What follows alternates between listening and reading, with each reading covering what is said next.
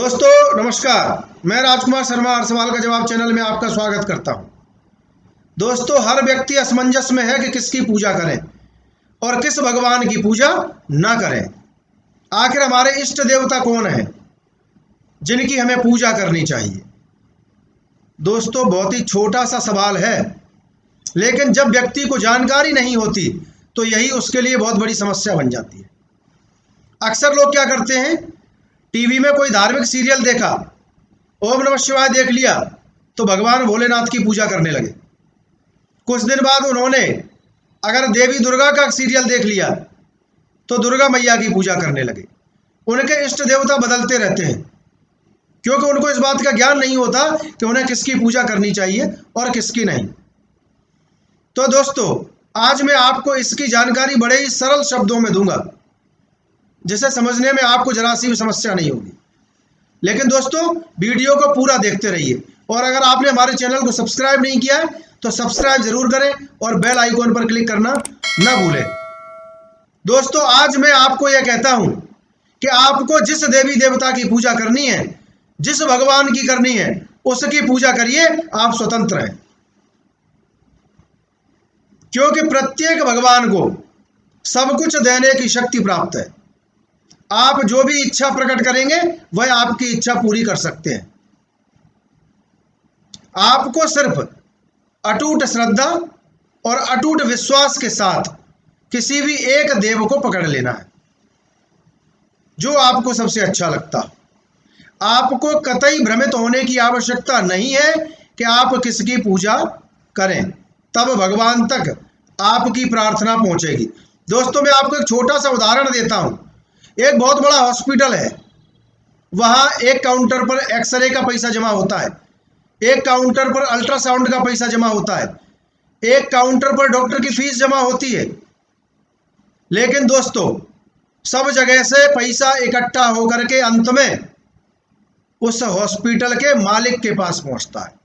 ठीक वैसे ही आप किसी भी देवी देवता को नमस्कार करें, किसी भी देवी देवता का मंत्र जाप करें, अंत में सबका मालिक एक है जो ओंकार है, भगवान है, परम ब्रह्म है, निराकार है, जो आप सब सुनते हैं कि ईश्वर एक है।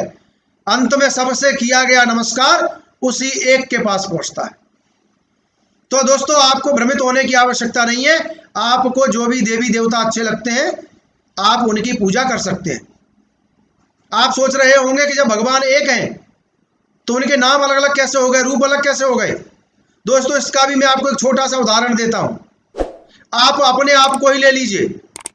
आप पुरुष हैं, आपका बेटा आपको पिता के नाम से जानता है, आपके पिता आपको पुत्र के नाम से जानते हैं, आपकी पत्नी आपको पति के नाम से जानते हैं।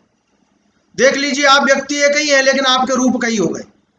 आप पुत्र भी हो गए, आप पिता भी हो गए, आप पति भी हो गए।